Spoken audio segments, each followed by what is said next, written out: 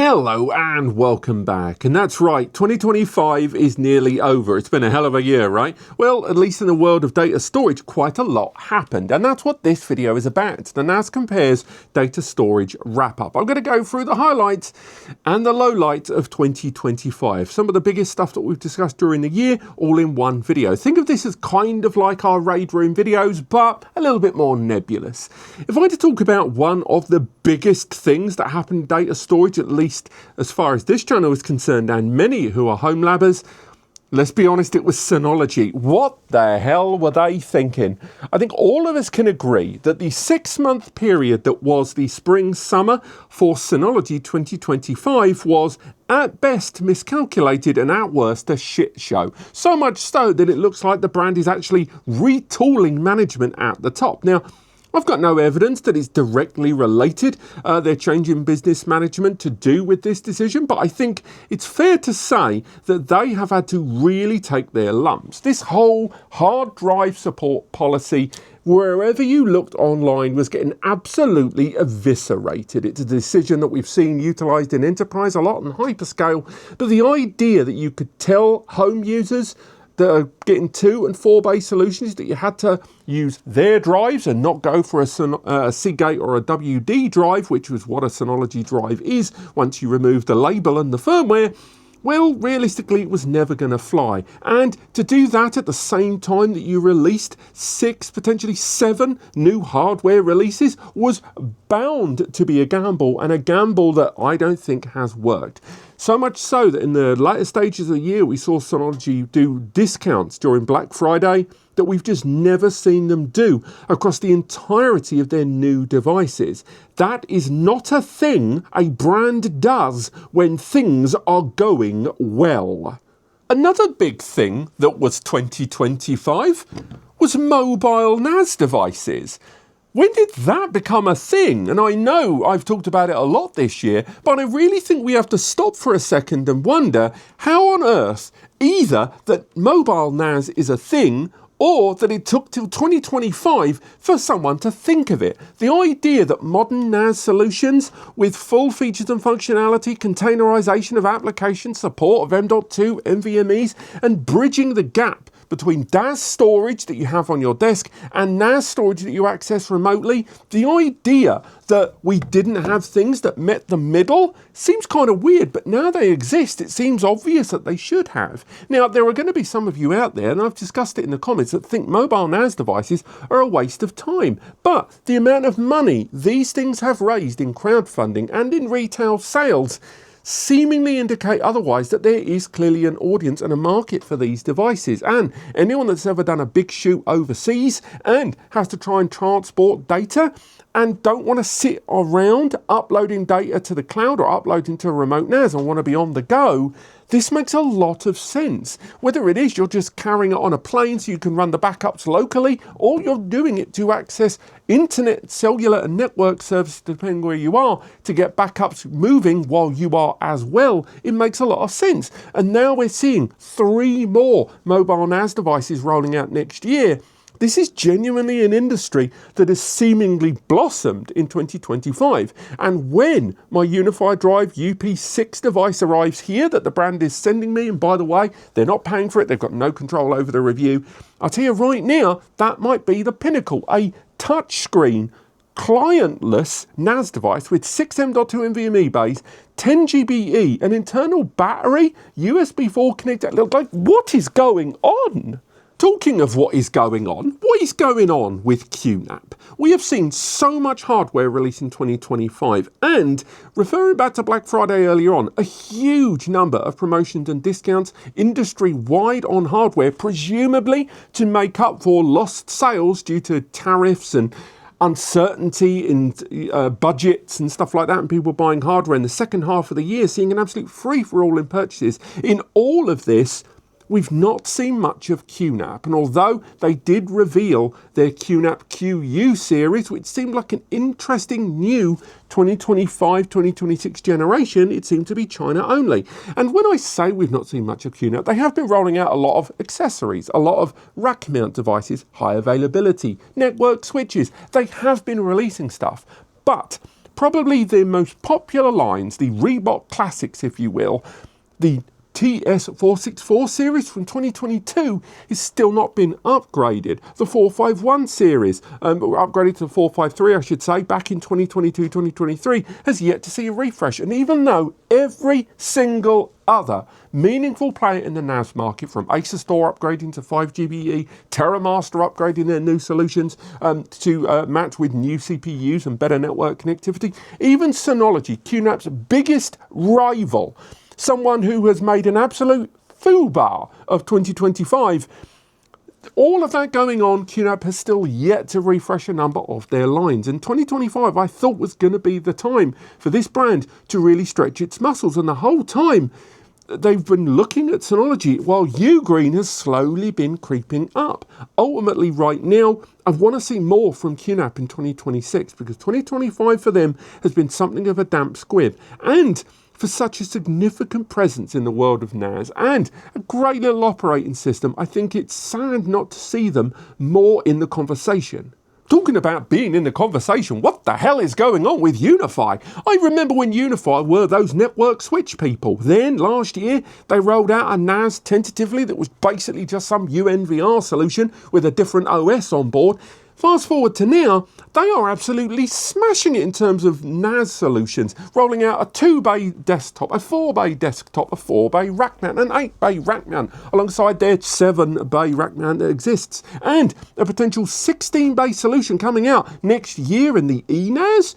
Where the hell is this all coming from? And although I'm not going to say their NAS software is going to rival DSM or QTS or even TOS from TerraMaster at this point, I will say they are moving slow and steady. They know their target demo. They're aiming for people that just want storage and integrated into their ecosystem with PoE powered NAS devices. Of all of the things that have happened in 2025, if we're going to talk about NAS highlights and lowlights, one of the highlights has seen UniFi absolutely muscle it. And if we're going to talk about muscling it, what about these sods? Beelink. They released one of the most popular little compact affordable NAS solutions of 2025, and I went over to China to speak to them, and they're going to rock out 12 to 13 new NAS solutions in the next 18 months. It sounds like they want to absolutely smash the Chinese NAS market. Now, I think brands like Ugreen are going to try and meet them at the pass, and brands like TerraMaster in the background, the established Chinese NAS players, are definitely going to have a word about this as well. But if you'd have put a gun to my head a year ago, which would have been weird, and asked me which NAS brand is going to be making tremendous waves, you could have given me 100 guesses and I never would have said Beelink. These guys were mini PC vendors, but fast forward to now, and we've got someone like Minisforum with that N5 solution. They've got one NAS, and Beelink have got one NAS. But it seems like in a year's time when we talk again, these guys are going to be all over the shop. Are you starting to feel that things are getting a wee bit too positive? I think we have to sit on the other side of the seesaw for a while and return to Synology again. Notwithstanding the business of their hard drive support policy and the 6 months in the cold before they U-turn that decision, now we've got to talk about them again because their new 2025 generation devices, when it was announced that they were rolling out, they were removing the video driver. You heard me, the 2-bay and the 4-bay in that product lineup. Although it has integrated graphics, they removed the video driver from DSM, and a lot of us sat there, looked at it and went, what the hell is wrong with you? Because it's one thing to say the reason that their solutions are no longer going to support HEVC licensing and hardware transcoding of that media due to licensing costs. Okay, I'm not going to say I agree with it fully, but I can understand their logic and their reasoning from what they are saying. But to go the extra mile and remove transcoding abilities because you've removed the driver, which is a freely available driver, by the way, is just another PR nightmare. And although it doesn't hit the dizzying heights of changing people's hard drive choice with your solution, Synology, I've got to say, whoever was behind that decision to remove that driver, I'd love to hear more about why that was. Let's stay on the crap side of the seesaw a wee bit longer and talk about Plex, because they had something of a bumpy year as well. Now, if we're going to start light, and by light, heavy quotation marks, we can talk a little bit about the data breach that they suffered. That's right, like a lot of companies in 2025, they had a data breach where customer information was intercepted. Now, to their credit, they let users know, they contacted users that were impacted, and let's face it, they weren't the only streaming or cloud-based service out there that was impacted by security and issues of updates. Cloudflare. But at the same time, to do this for this to happen in the same year that they upped their subscription costs significantly, was just not going to be good PR. Now, obviously, they've got no control over both of them happening side by side, but hopefully some kind of apologetic vouchers got thrown out in some shape or form, because I'll be honest, when Plex looks back on their photo albums of 2025 and onwards, this is not going to be a good year for them.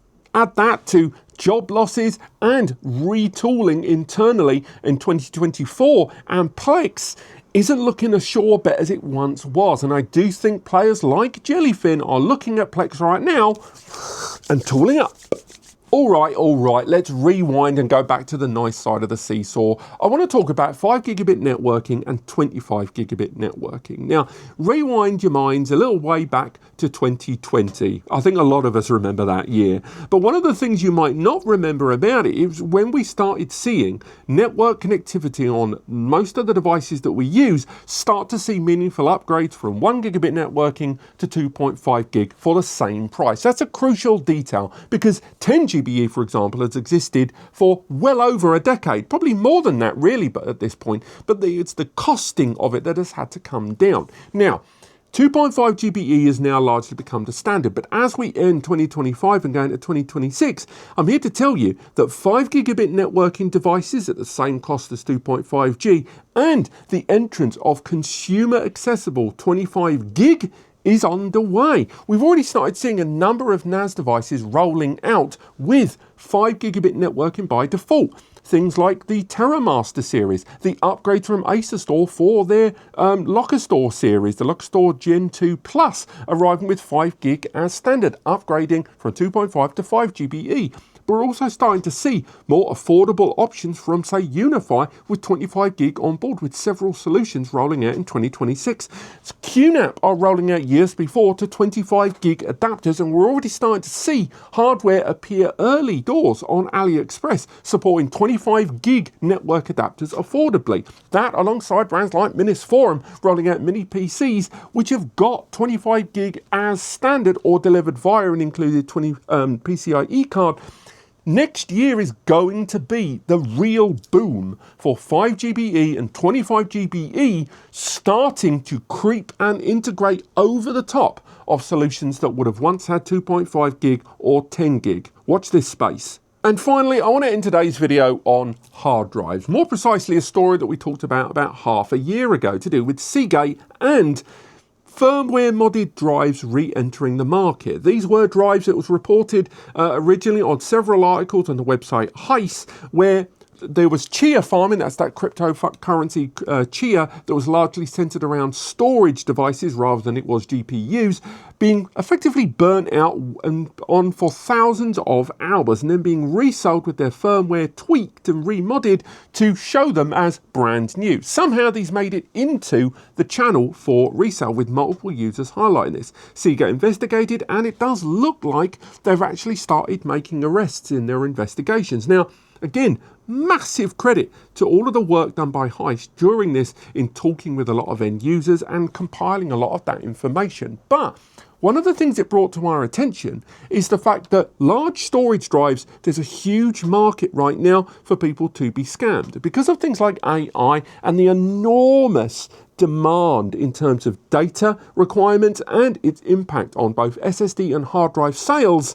Scams surrounding larger capacity hard drives are only going to get higher. And even though Seagate has managed to begin, keep word there, begin, not conclude, investigating and eliminating these moody drives, 2026, be aware when it comes to buying larger capacity drives. Look at the price, look at where you're getting them from. Ultimately, when you get your drives, check your serial numbers, check that the drives have got legitimate labels. Brands themselves have got multiple areas on their sites where you can look at official branding to find out if your drive is moody or not.